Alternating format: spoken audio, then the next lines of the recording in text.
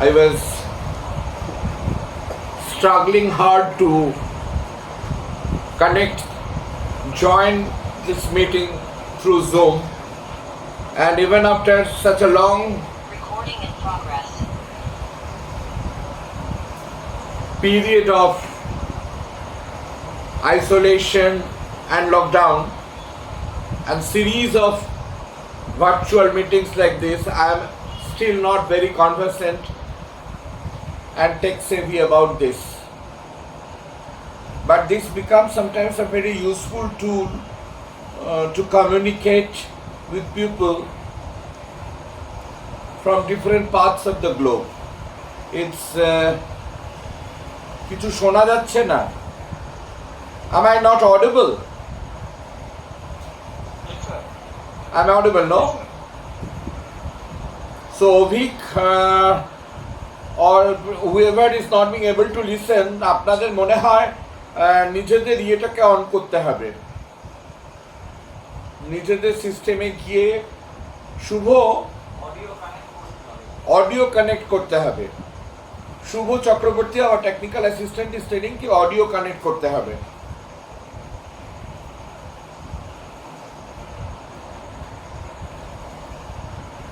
আর একবার কনফার্ম করবেন সবাই, will everybody confirm that whether I'm audible or not? You're audible, sir. Yes, sir. Fantastic. So today we'll be discussing about my notion of organic theatre. I am really grateful to you all that you have shown such interest in knowing about this notion of organic theatre. And many of you are also joining the organic theatre workshop in July and August. Now, how to start with? If we start with the question that what is theatre, I guess that would be best. If I come with the question that what is theatre, I am sure that all of you will be having innumerable definitions of theatre. Some will be very bookish, some will be from your own perceptions, some definitions will be your hypothesis, some definitions will be whatever you want theatre to be, your dream about theatre. And all are equally correct and equally good definitions. I will start with my definition of theatre. How do I see theatre? How I look into theatre, how I look into the matter, how I look into the question that what is theatre is also not something very static. It is also evolving every day. Every day it is getting changed. My society is changing. My environment is changing. We belong to a post-COVID world that has changed the globe altogether, absolutely. So, my definition of theatre has accordingly changed. The first day I started doing theatre, the first day I thought that I can do theatre, I enjoy doing this, was like playfully, very playfully communicating with another person in a very stylized way, representing life in a way. Ovik, if you can't hear, you should not interrupt the meeting anymore. Kindly do leave the meeting and re-enter the meeting. Shubho, he is not, I am proving myself to be stupid because he cannot listen to me as well. So you do kindly give him a message in the chat box that how to help him to enable his instrument to make it audible. Shubho, kindly do this. So when I started theatre as a child, I was enjoying it like a play. Playfully, I was representing life. I was trying to tell a story of mine, or I was trying to tell a story that I heard somewhere, very seriously and in a very own way. But that did not have any deep purpose, did not have any stronger vision, it was only a playful thing. But gradually, as I came into theatre, this 30 years of my journey into serious theatre practice with my organization, with my actors, my musicians in my organization, Cosmo Co, makes me feel that theatre is basically a celebration of life.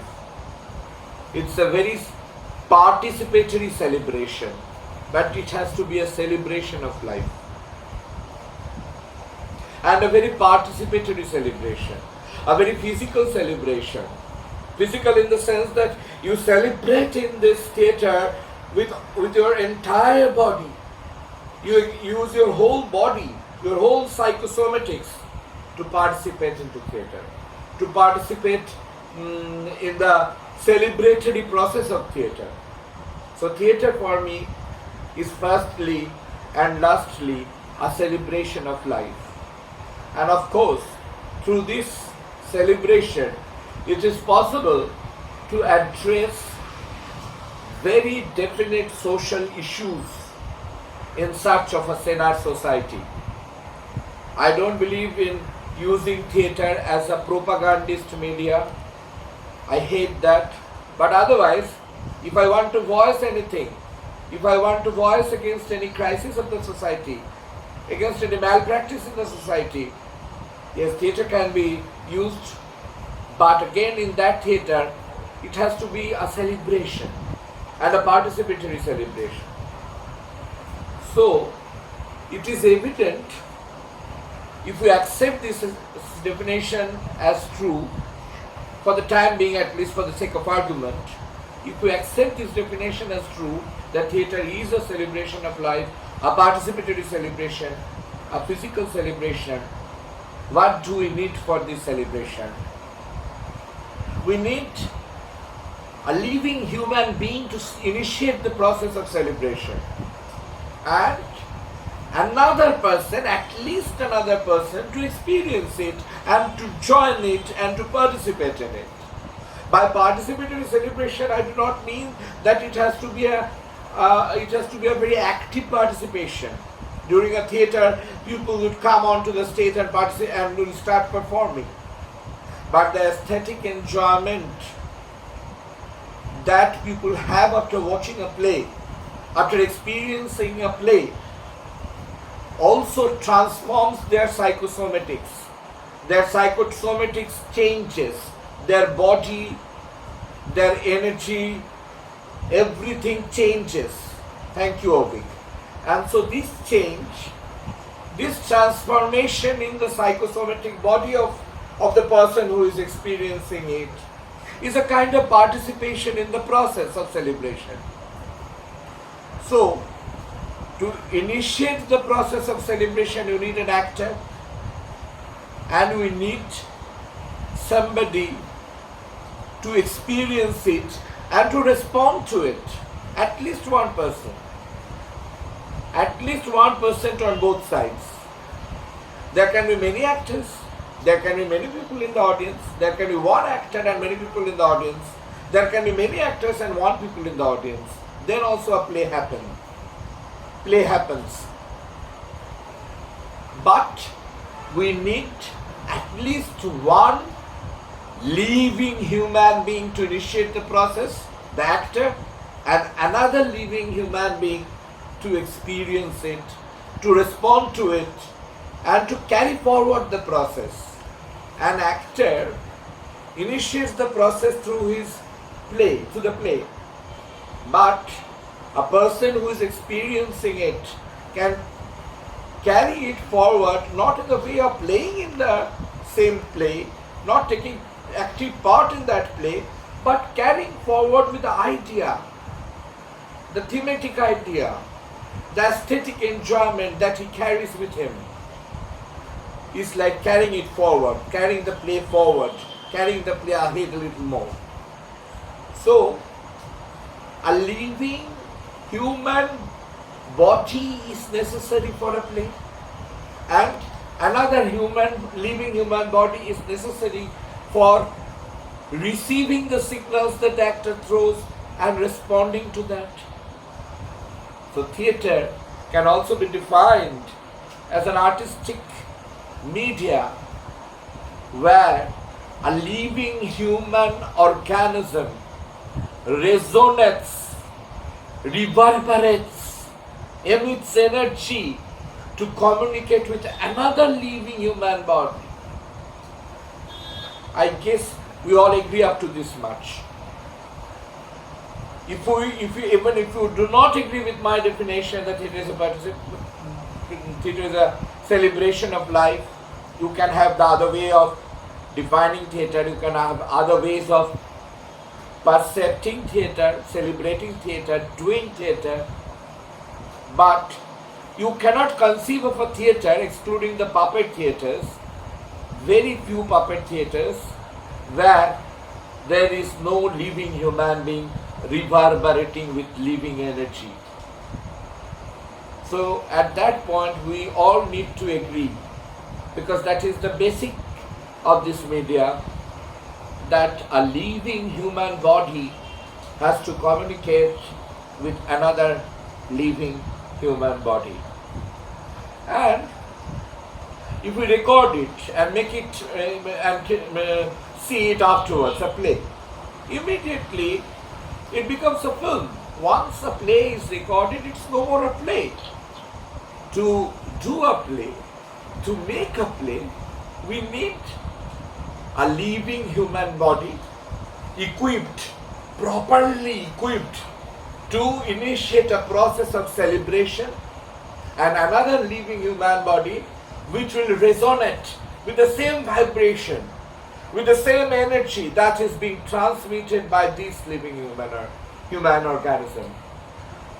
So, any theatre in this universe, wherever it is happening, whoever is making it,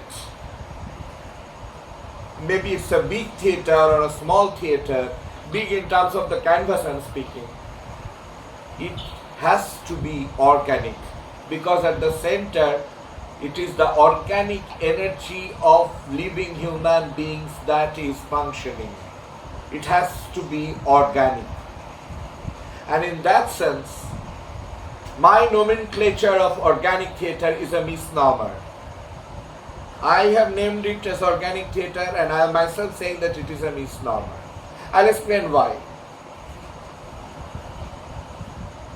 I felt the necessity of reminding people,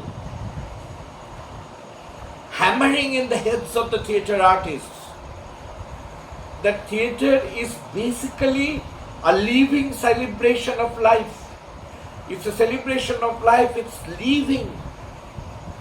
And whatever you add to it is just extra, is unnecessary to reverberate the living energy properly. I had often seen in the big cities of the world, not only in my country but in Europe, China, and many other parts of the globe, in the big cities there are very big theatres. Grotowski has said rich theatre, rich in flaws. Grotowski has very categorically said that rich theatre but rich in flaws. I've seen very, very big theatres happening in big spaces, big auditoriums with high budgets, and people after coming out from this play response saying that, oh, the scenography was unique. They have shown a whole Howrah Bridge breaking down on the stage.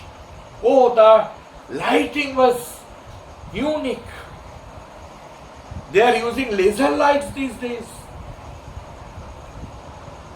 Oh, think of the actor he jumped from 6 feet or 12 feet height.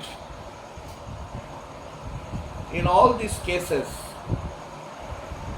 we are not actually responding to the human energy that is supposed to be celebrated in theatre. Theatre is not scenography. Theatre is not using laser lights. Theatre is not acrobatics that an actor will jump from 12 feet and will appreciate that. Yes, theatre has to be physical. Some people say that physical theatre. I have heard once Aryana Mushkin saying that it's a very stupid word saying physical theatre, because you cannot say musical song. A song has to be musical in order to be a song. So theatre has to be physical. The physique has to be involved in it. The body has to be involved in it. The body has to take part in it. Even when we are using our voice and speech only, then also our body functions. It's not only separately, we cannot use our body, voice and speech. If we sit like this in a very crumbled way and try to use our voice, project our voice, we cannot project it. But if we can free our body like this, then we can project our voice more definitely, with more energy. So even when we are talking, even we are using our speech and voice, then also our whole body is involved. Our Natya Shastra speaks of 4 kinds of acting: Vachika, Angika, Aharya and Satvika. But these classification, I believe, is important while you are practicing. While practicing, you can use your voice and speech. You can focus on your voice and speech separately. While practicing, you can focus on your how you use your costume, the aharya. While practicing, you can focus on the internal energy, the inner energy that is functioning within you while you are rendering something or interacting with your co-actor. But when you are actually playing, when you are actually performing in the theatre, you are using all 4 of this. Your body is involved, so it's Angika. You are using your voice, so it's Vachika. You are, even if you are using the simplest costume, then you are using Aharya. And without Satvika, nothing happens. If you are not internally connected, if you do not communicate, adding some extra energy that is enthralling you, that is making you reverberate, if you are not excited internally, if you are just cool like a dead man from inside, you are dead from inside, nothing happens within you, then externally if you do the Angika and the Vachika, or if you use a huge costume, nothing is going to happen. The pupil who is going to experience it, for him, it is going to be just a big zero.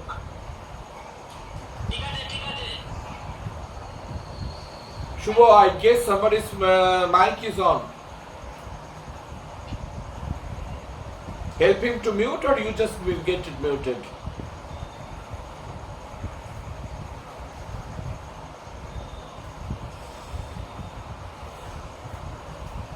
Will you kindly respond in the chat box saying that whether whatever I am taking is making, whether whatever I am talking is making sense for you or not?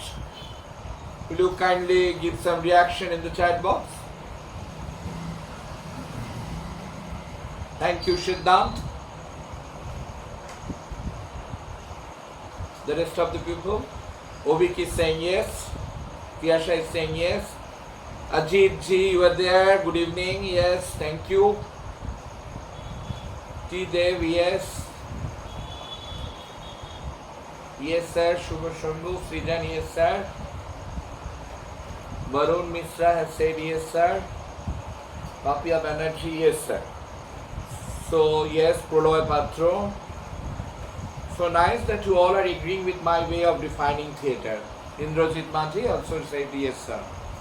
Okay, so we have the art initiative to meeting group chat. Who is this, please? I don't see your name. However, you also agree with us. So, theatre has to be a living experience. When you see a film, it is not a living experience. I'm Riyaj from Dhaka. Riyaj, most welcome, most welcome. When you see a film, you don't feel the living energy of the actor. But in theatre, you can feel the living energy of the actor. That is the basic difference. That is the basic uniqueness of theatre as a media. That is where theatre becomes unique. That the living energy is being celebrated.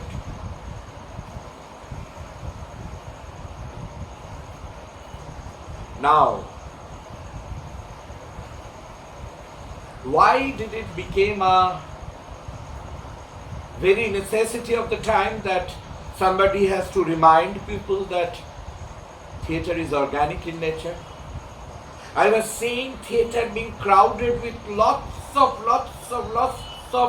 extravaganza, lots of extra things which are not actually required for a proper reverberation of energy, living energy.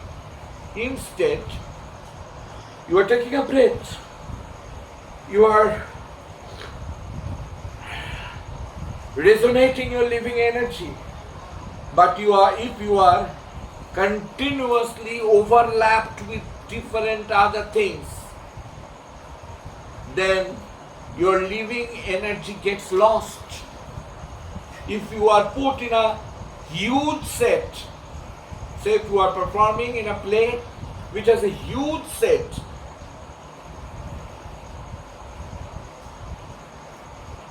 we'll have a interactive session after I finish. So I'll appreciate all comments after that, please. In that session, please. Yes, lots of experiments have been done, really. But when you a single human being, with all your reverberation, with all your energy, with your voice, speech, with your breaths, with your energized body, when you come to the stage, you get lost. Because people are watching you amidst lots of other things which are not required to celebrate the living energy.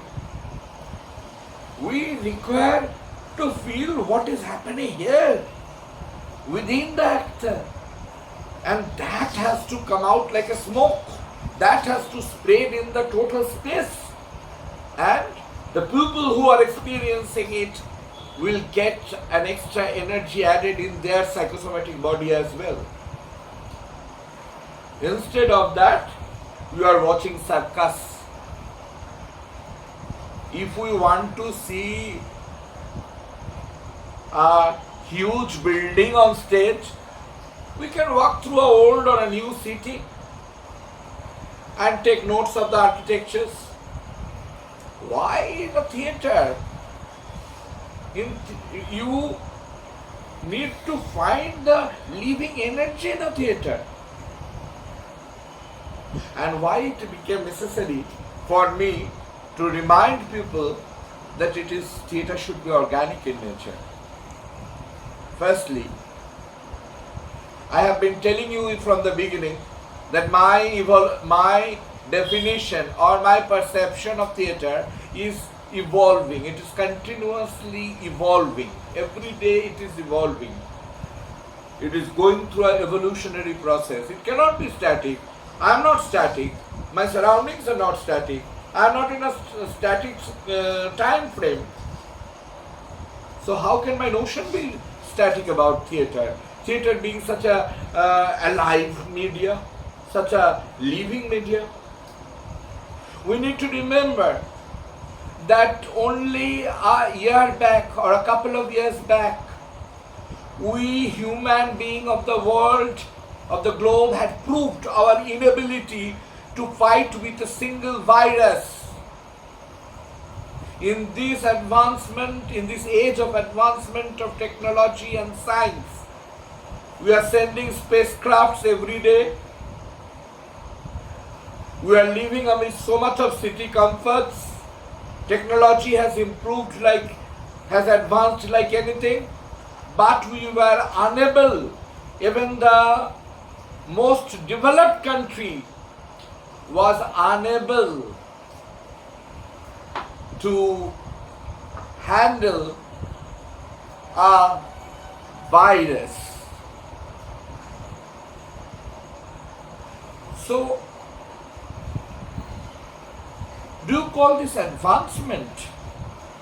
Where we were helpless, even recall we are very fast forgetting those days of the COVID. We are very fast forgetting. We are very fast getting back to a very speedy life, and so we are forgetting the trauma that we had in those days. The globe is, and it is a conscious process of a class of people. It's a conscious effort that we should forget. We should forget the dangers of life that are continuously threatening us. We are forgetting global warming. We are forgetting about all the threats of life that are very near to us.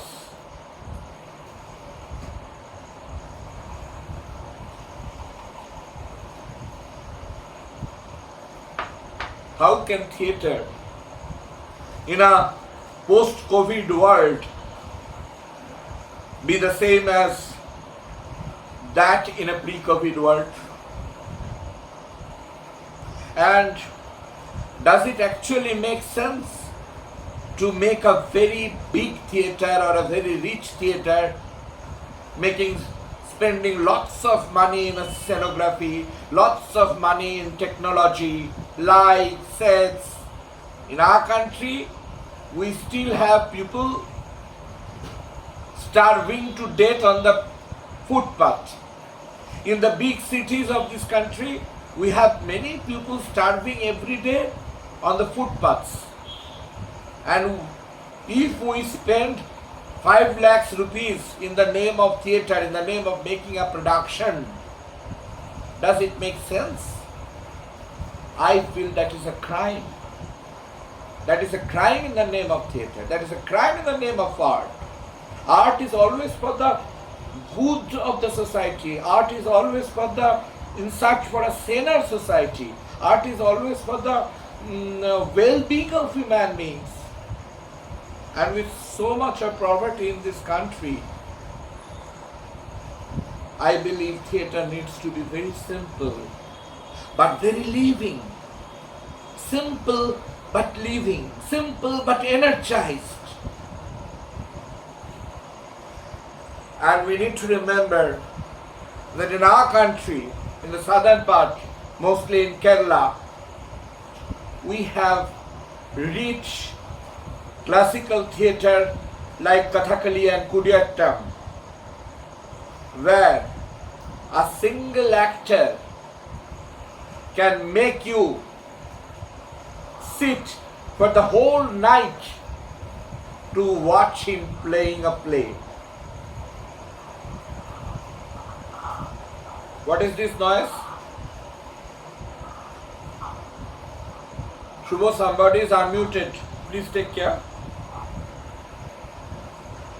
In Kerala, if you go and watch a proper Kathakali or a Kudiyattam performance, in the Kutumbalam they say, Kutumbalams are the spaces adjacent to the temples, where overnight performances are still today of a Kathakali or Kudiyattam. There we see only an actor is performing, and through his body, only through his body he is representing 7 universes. He doesn't require anything else. Dushyanto is reaching the forest for hunting. The chariot is never shown. Only the actor poses in a way to make us feel that there is a chariot. When we can make another person feel that there is a big chariot only by posing, only by gesticulation, then why should we bring a big chariot on stage? Does it make sense? Only thing is we need to feel the livingness within our body, how efficiently we can articulate our body, how efficiently an actor can employ his body to represent 7 universes, I should say, and anything happening in that 7 universe. Life, love, pain, laughter, agony, anything related to life. You don't require a big castle to represent your emotions. You don't require a huge car or a vehicle to represent your emotions. You need a live, sensitive body. Your body should be sensitive enough to respond to the natural happenings.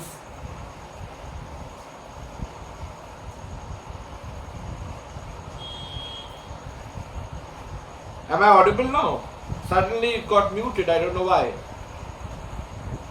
Am I audible? Please somebody respond. Okay, Indrajit. So, I'm audible.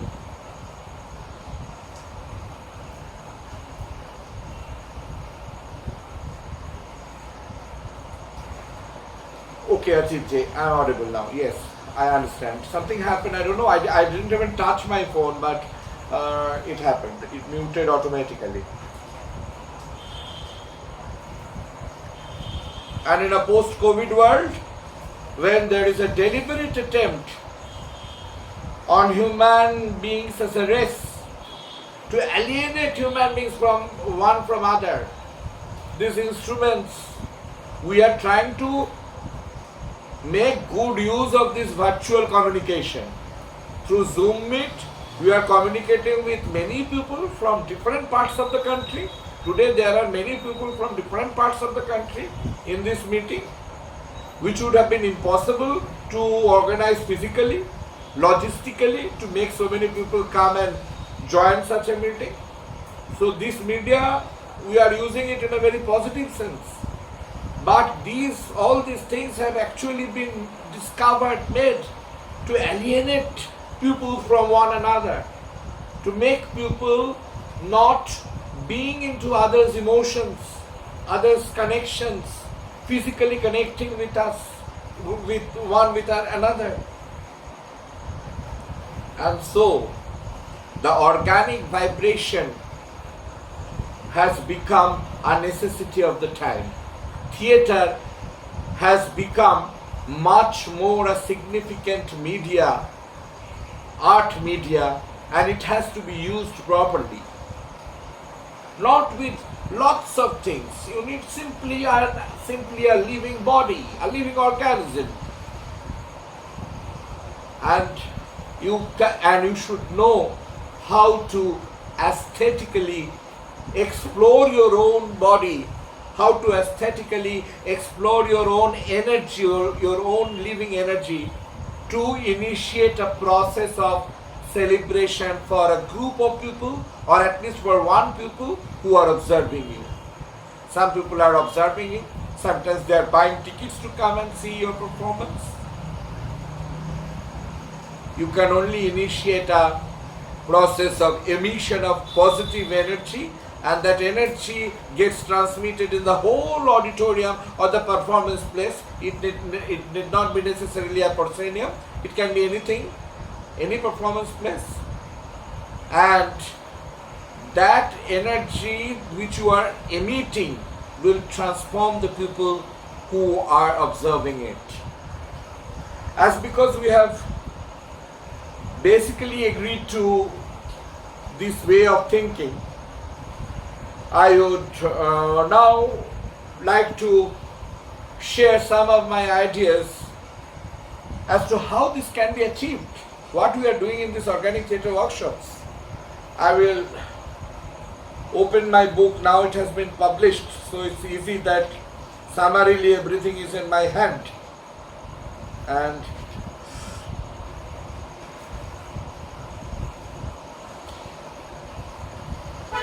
I would discuss referring to my own book only, this organic theatre book. The practical aspects of this journey are: first is to be aware of the living organism within you and breathe and breathe and breathe to feel you are alive. We'll discuss that. We'll discuss that how you can get a book. Be in touch with Shubhashish or Shubhojit. They will organize how to send a book to you. Don't worry about the book. I'm very happy that you are looking for my book. They will organize it. To be aware of the living organism within you and breathe and breathe and breathe to feel you are alive. So, many a times we forget that we are alive. We just forget to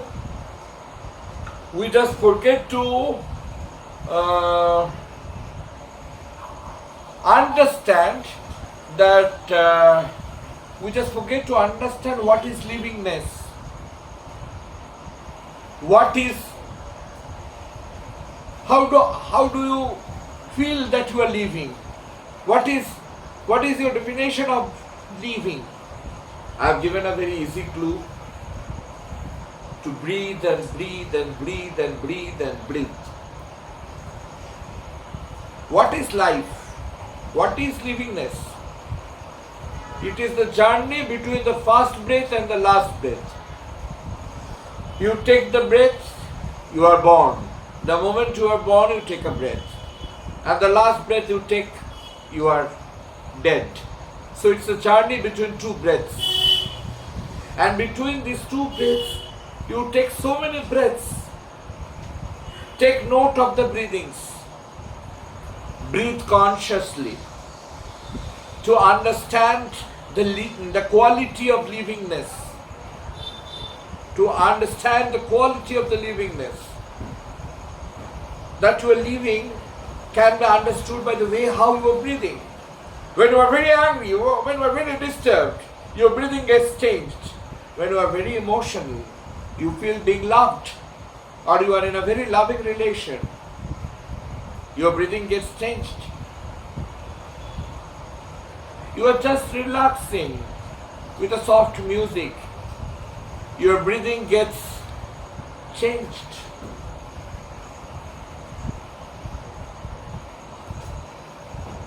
So take note of the breathing and celebrate the breathing. It's very simple. Every day use 30 minutes to discover how you breathe. You don't know how you breathe. We don't know how we breathe until we take note of that properly. So breathe, breathe, breathe and breathe is the first clue. We get used to the living in the filth of the city so very much that we don't even realize properly that we are half dead. This is very true again. I have written this in the book, but this is very true. We don't even realize properly that we are half dead. We are living, but we are living as half dead. When we go to the lap of the nature, the green forest around us, the mountains, the rivers, the streams, they give us the extra energy to take breaths, to take proper breaths. And we are reminded that we are half dead in the city. If we go to the village side in such a workshop with us, We give clues to make the people feel that you are alive, you are alive, you are living, you are living, you are alive. It's different, it's very different. And wherein lies this difference? In your way of breathing, in your way of living. The next thing is to be in the close proximity of nature and try to accumulate maximum organic energy from the green environment. The green environment, when you go to a village side, these days, I very often go to the village side, to the forests, deep inside the forest or the hilltops, because we are wasting our lives in the name of living in the city. And there are definite exercises. And interestingly enough, I should tell you that many of these exercises are being sourced from inspirations of Hindu practices. We do that not with a religious mind, I should say. Even a Muslim people, a Christian, a Buddhist, take part in it, can take part in it, participate in it as a theatre exercise, as an exercise for an actor. It is not not a religious practice, but the Panchabhuta exercises that we have discovered for an actor slightly modified the religious practices, and we make the actor connect with the Panchabhuta, the 5 elements of the nature. You go and just sit with your legs embedded in the river of water. You feel the flow of the water. You feel the kind of energy that the water is imparting on your body. You go and make friendship with a big tree. See that the tree is responding. She is giving lots of green energy to you. That is changing your life. That is making the half-dead body of yours. Your half-dead body is getting alive when you are making friendship with a big tree. Because she is imparting green energy to your body unconditionally. She is not giving any condition. She is not even asking you to come back. A good friend always asks, well, you are departing today, please come back soon. We'll meet soon. Only a tree does not ask you to come back again. It's your choice. You connect with the earth. These days we always wear some footwears, chappals, shoes. Very rarely we touch the Mother Earth through our feet even. And the question of touching the Mother Earth through the whole body does not arise at all. Because in cities we do not, these days even in this hot summer, we do not sleep on the floors. In these workshops we ask people to embrace Mother Earth. And the Mother Earth gives you lots of positive energy back.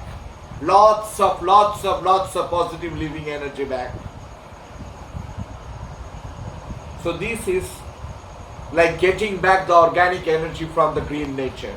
The green energy from the nature. People who are joining the July and August workshops will be going through these processes, and then they can more clearly relate to what I am saying. Now it's more like a hypothesis because I am saying and you have not practiced it. But when you will practice this, you will know more clearly. What is the time now, Shubhashish? 8:45. 8:45. So we have another 15 minutes in our hand. Next is to live a simple and good life and try to connect with people you work with and within theatre. This is very important for a theatre artist, not for other artists. I don't know whether it is so essential for other artists.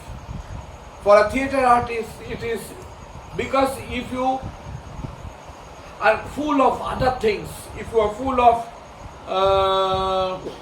things that are not essential for your healthy living, then you are covering yourself with lots of bad things. You need to live a very simple life and you need to connect with people. Connect unnecessarily. You are traveling in a bus, make friendship with the person who is sitting by the side of you. You are going to a market, talk to people. As living human beings, this is an extra power that human beings have to communicate, to be with people. So connect with people more frequently. That is again, these are all life practices. This does not require a rehearsal room to do. And I don't believe that an actor takes birth in a rehearsal room. An actor actually takes birth in a society, in his own environment, in his own existence. His own existence makes him an actor. His own sensitive being makes him an actor. An actor cannot be taught. He can be taught some simple techniques, definitely. Some techniques, some gesticulations, some movements. Yes, that can be taught, and that can be taught very easily. But these take them through a whole life process. And these are very essential for organic theatre practice, or theatre practice as a whole. To observe each and every ritual we come across and be a part of the community celebrations of that ritual. We city people have sometimes very we are snob about some rituals. But as a theatre artist, you cannot ignore the rituals within your community. You need to observe each and every ritual that is happening the rituals are becoming very less, and rituals are getting changed in this world. Every day it is getting transformed. It is becoming more exhibitionism of power and money. Even in a proper Hindu or Muslim marriage, there were so many rituals earlier. At least in Bengal, we saw so many rituals when we were very young. But these days, it's more of an exhibitionism of the power and the money. It's no more a celebration of life. So you need to look into every ritual very carefully. Don't ignore. Don't go by the side of it and try to take part in it. You fail because that is not a part of your life. But still take part in it, and your failure event will make you understand the significance of such participatory celebration. You will learn how to aesthetically communicate with the people of your own community. Observing a proper ritual properly and taking part in it helps you in that way. To originate any action or movement from music, Nada is the universe, Nada Brahma. I will conclude my discussion with this Nada Upasana we do, because every object in this art, in this universe, is in a state of vibration. This is basic science, because every object has atoms and molecules within it constantly vibrating.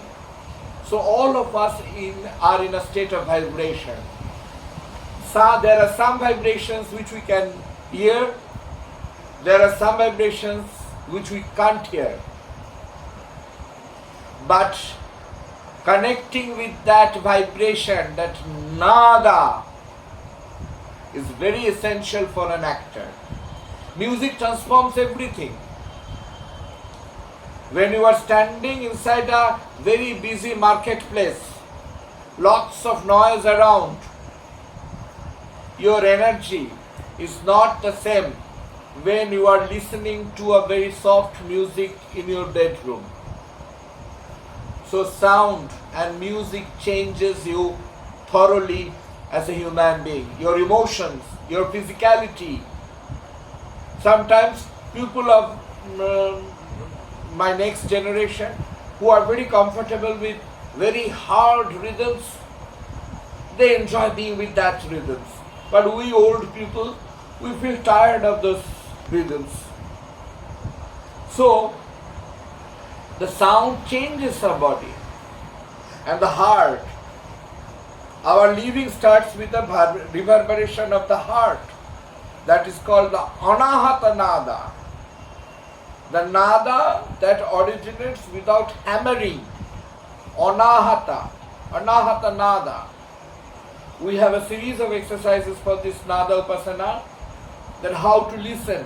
We have lost the habit of listening properly. I suggest you 3 exercises now that can easily be done. When you are walking to a market or traveling in a public transport, try to take note of each sound that you are listening. First 3 days, just listen to take note of every sound.